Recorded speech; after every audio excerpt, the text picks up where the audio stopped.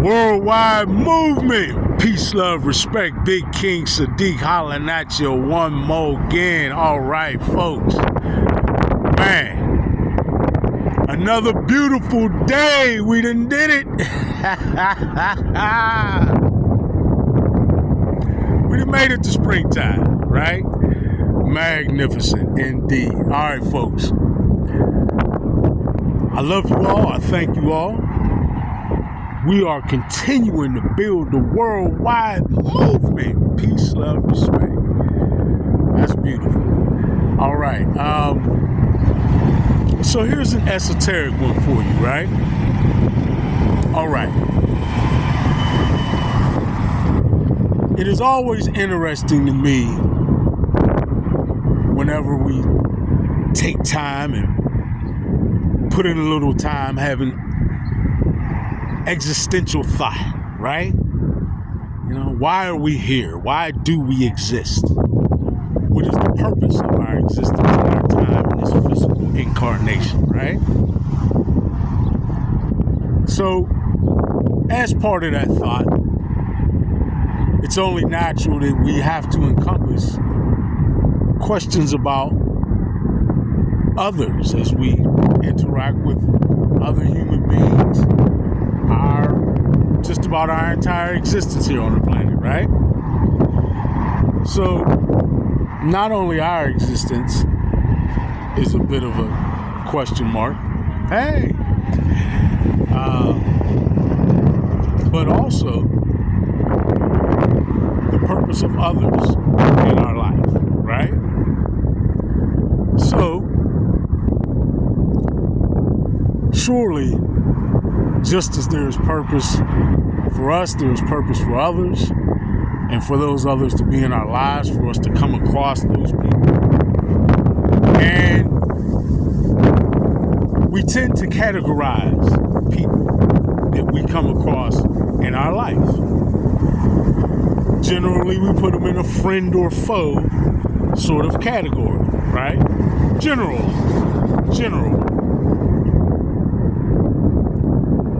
And folks, it's beautiful to make friends, folks that we enjoy being around, care about, and love, right? And often, those are long-term ties.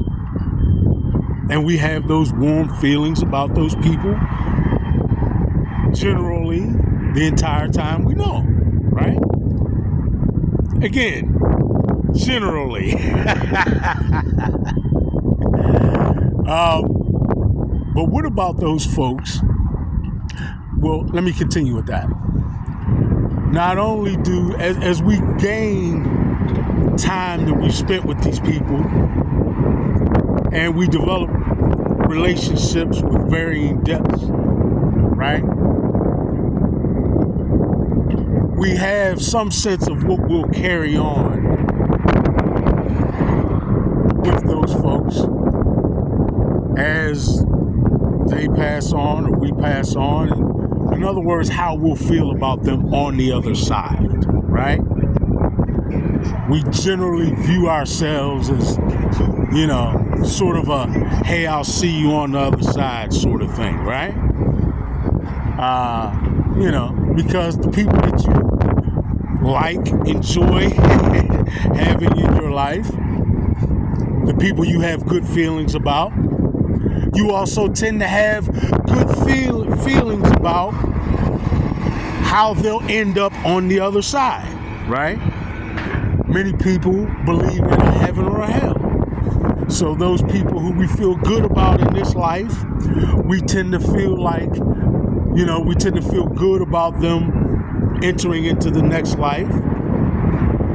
And we feel good about what will happen to them in the next life, so to speak, right? You know, perhaps we assign them to heaven, okay? And of course we assign ourselves there. Notice that just about everyone who believes in a heaven or hell generally sees their self in heaven, right? There might be a few folks who see themselves in hell or even desire that. I don't know. But anyway, the point is that these are folks who you have good feelings about and see a good I'm sorry, I've been inside of my head. I still do those things from time to time, folks. I'm not infallible. But we tend to have good feelings about how those folks will end up in a mutual good ending or mutual reunion with them in the next life, right? A mutual good ending and reunion with them in the next life. But what about those folks? What about those folks who we've designated in the other category, the foe category, who we've generally viewed as enemies, right? What about those folks? What do we tend to think about their ending? Or what is waiting for them in the next life, right? Do we often tend to envision them as the type of people who we would see in a hell-like scenario, right? Maybe. But we certainly don't see ourselves as meeting up with them or having a joyful reunion with them in a mutual good ending, right? Or a mutual good destination in the afterlife.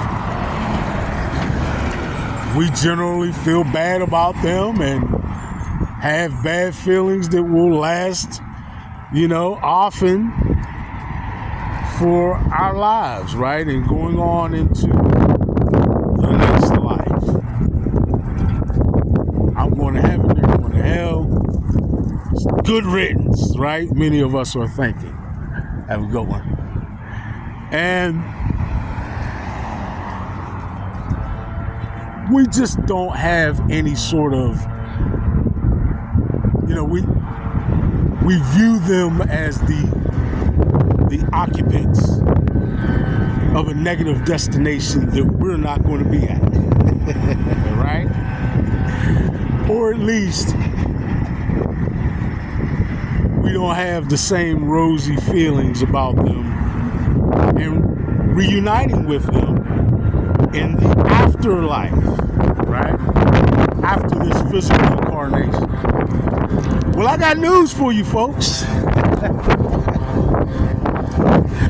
Remember that little part about how we have some form of a purpose for being here? Remember that? Remember the part about everyone having some reason for our existence, why we've incarnated in these physical bodies, in this physical plane. So everybody serves a purpose. And that purpose for the next person is not necessarily custom created around you. Right? In other words, just because you've had generally negative interactions with that individual does not necessarily, or negative perceptions of that individual. Remember, these can be people we've never even met, right? But we generally have a bad feeling about them. Just because we feel that way does not make them that, right? Does not make them someone worthy of the hellfire, right? Life does not make them someone who has earned their way into some sort of a negative ending. And furthermore,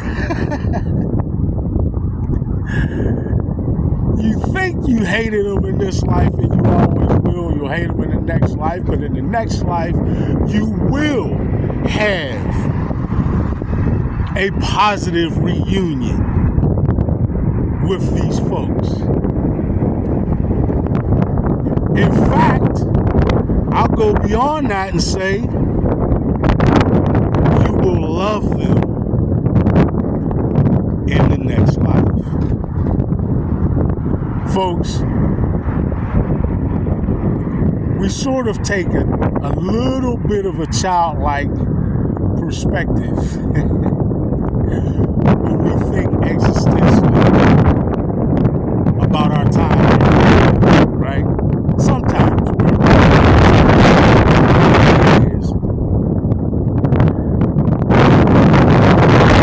we don't encompass the fact that this existence is just a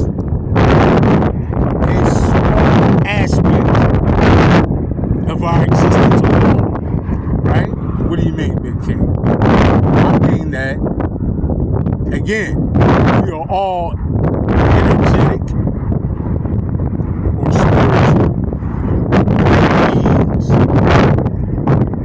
whose light matrix has incarnated into a more dense dimensional plane, right? Or state of existence. And we do that for a reason. For spiritual maturation, to go through and experience people, place, things, situations, and scenarios that we would not experience or be impacted by as spiritual beings who do not have a corporeal physical form. It is this physical existence that gives and provides us our myriad of experiences, our wealth of experiences that so shapes us and so matures us spiritually as we continue on through our lives, right?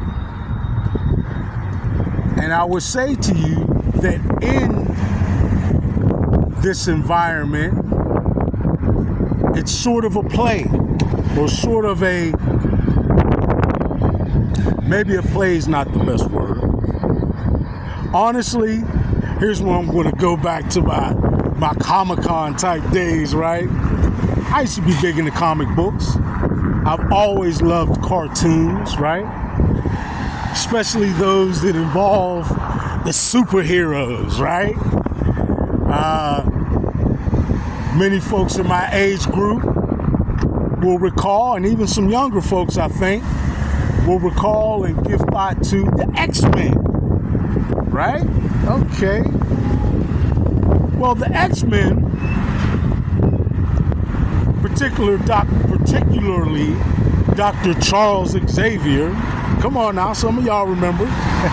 plus many of y'all are familiar through the movies, right? But I remember back through the actual cartoons and comics.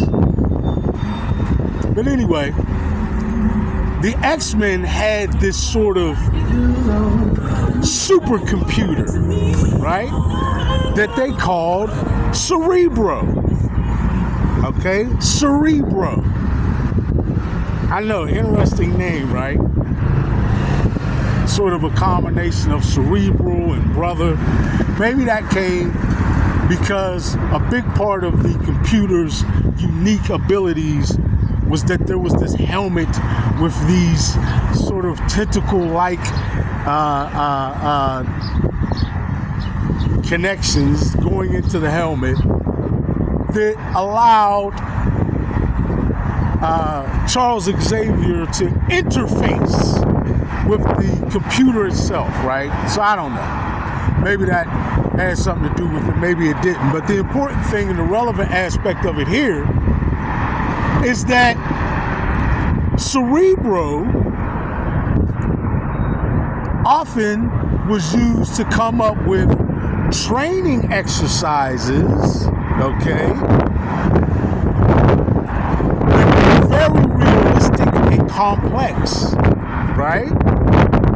That incorporated different people, places, things, situations, and scenarios that the X-Men might run into in their duties as X-Men. And these challenges they needed to be prepared for. So everything, every person, place, thing, situation, or scenario in the environment that Cerebro created served a purpose, played a role, played some part in the preparation, in the training of the X-Men to be able to be their best so that they can best fulfill their duties as X-Men, right? Okay. Take that concept and let's make it a template that we're going to use to sort of transpose over to our conversation about why we're here and who those other people are that we might not like so much.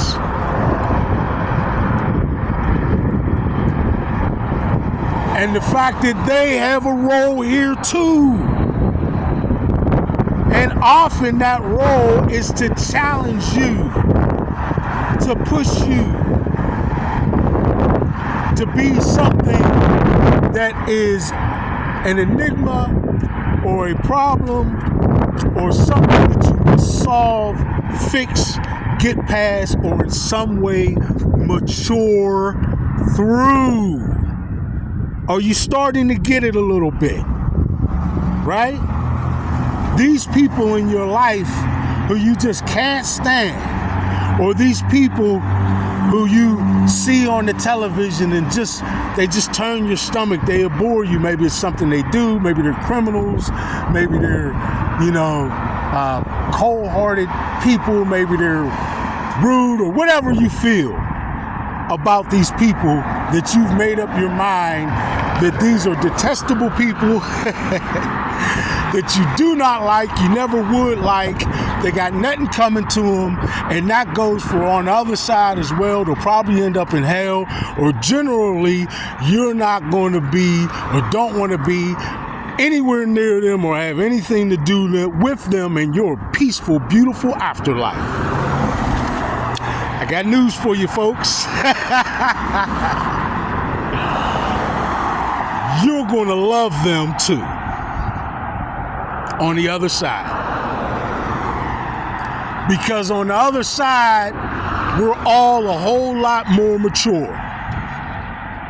And on the other side of the veil, we all know that as spirits, we volunteer to come in and play these roles.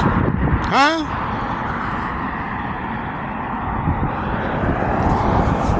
It's interesting that I had got a form of validation on this subject, and these have been my thoughts on this subject for quite some time. But I sort of peeped something that was a really interesting form of validation on this subject.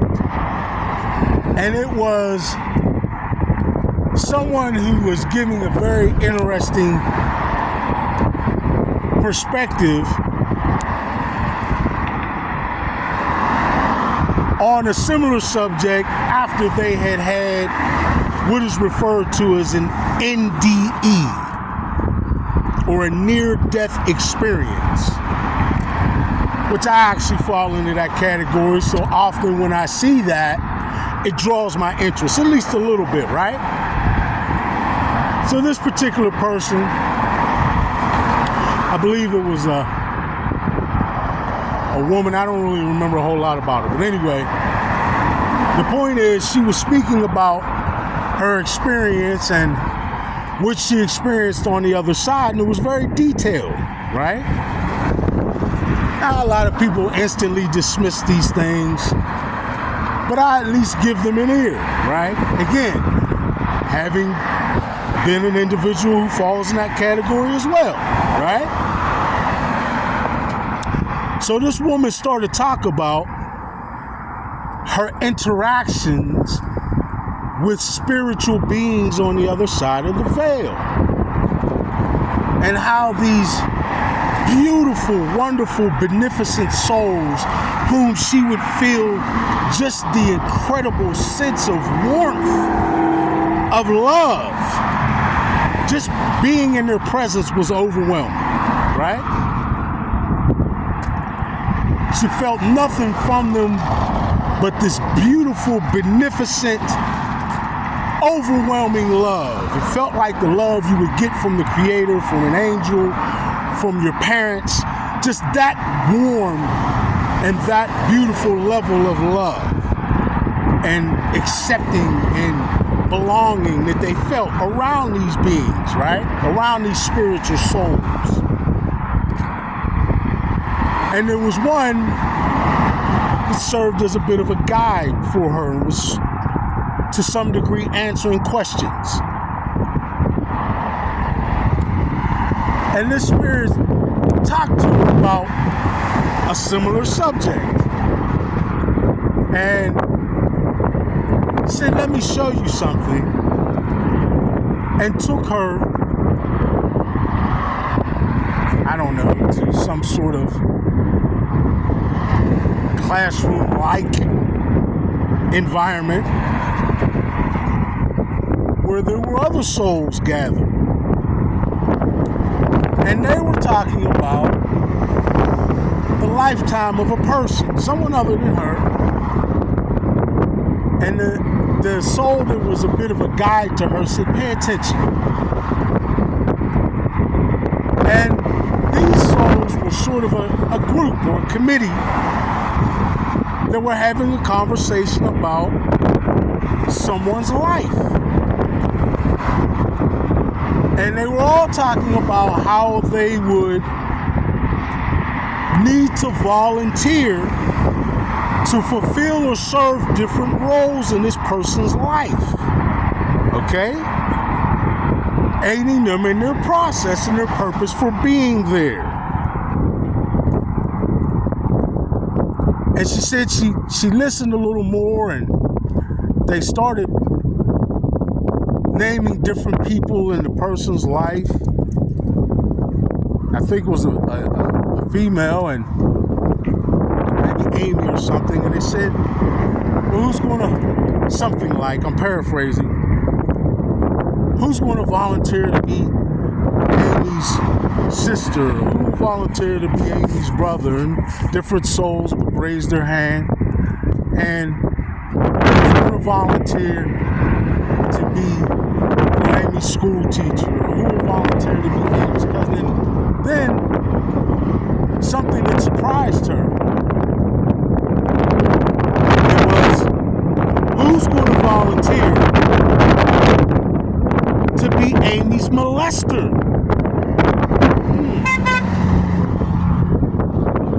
And it really shocked her, as again, these were all beautiful, wonderful, loving, beneficent souls. And 2 or 3 of them instantly, excitedly, jumped up and raised their hand to volunteer. This really confused her, and she asked, why would they want to incarnate and be seemingly happy about incarnating into being a person who would be like a monster to this person, to Amy? She was thrown and completely baffled and just could not understand why they would possibly volunteer for such an ugly role. And the spirit that was guiding her, the soul that was guiding her, sort of gave her the kind of laugh that you would give a child that had a question that was valid, but yet one that only a child would ask, right? And they said to her, you have to understand the lessons that Amy is going to learn and the ways that experience is going to shape Amy is going to give her an opportunity or a chance to grow that she would not have without that person being in her life. So the spirit loves Amy. The souls that were volunteering love Amy. And they want only good things for her. And their focus was helping Amy to mature spiritually to be her very best self. And that was her whole purpose in incarnating. So of course, yes, they were excited to help her reach her goal and to truly evolve into her very best self. Well, this gave this person a whole new perspective on life. And the people around her that she once had viewed in a negative light,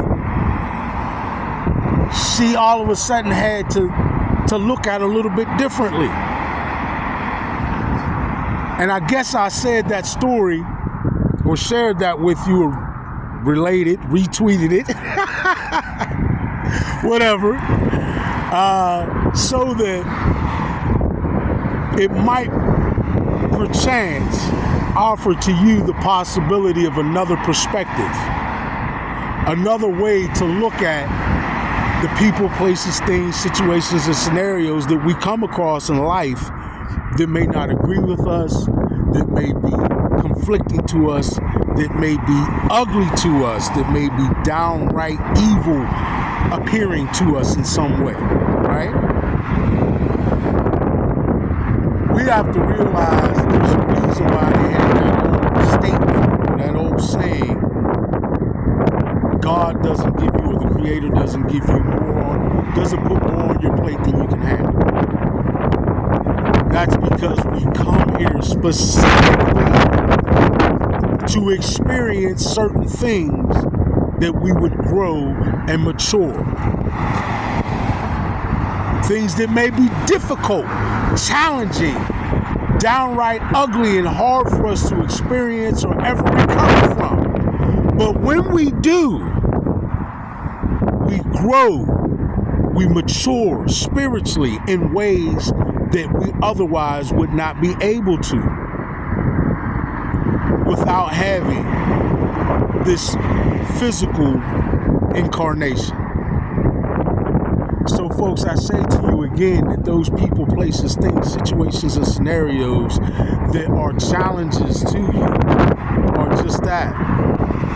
Challenges that you have to work your way past, grow your way past, spiritually mature your way past and through, in order to eventually become your very best self. The best version of you that you can be. It is when we overcome these challenges, sometimes these overwhelming situations or scenarios, it is when we overcome that, go through these things and mature and grow and evolve into our best selves, that we're actually serving our purpose for being. And those people, places, and things, those situations and scenarios are purposeful as part of your challenge or your maturation process. There's a reason. So understand and know that while they may be hateful, negative, low vibrational frequency, or downright evil, in this physical incarnation and their interaction with you, then on the other side of the veil, you'll be grateful for them volunteering to fulfill that role and aiding you in becoming your very best self. In fact, you will love them and be very grateful for them aiding you in such a way. I know, hard to think, right? Hard to think that serial killer, hard to think that a child molester could have a purpose. Hard to think that very difficult situations to get through would have a purpose, like a woman overcoming the dastardly act of being a woman, right? Or parents who gave birth to a child that may only survive 2 or 3 months or weeks. These are the kind of things that we often proclaim to the Creator. Why would you have us go through this? Right? These are things that cause us sometimes to question, or some people even get angry with the Creator about having to go through or experience these things. Not knowing, not understanding, like a child, that these are things that we need to some extent to grow through, to mature through spiritually, to evolve, to become our very best versions of ourselves.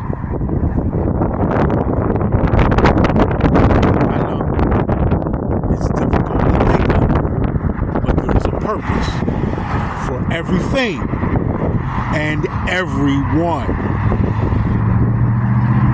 Remember that.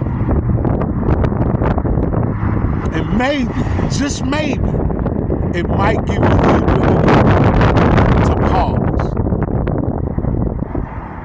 and maybe lay off the judgment just a bit. Just a thought that I wanted to share with you. I love you all. I thank you all. Because of you, we are successfully building a worldwide movement. Peace, love, respect. As always, your brother, Big King Sadiq. I'm out.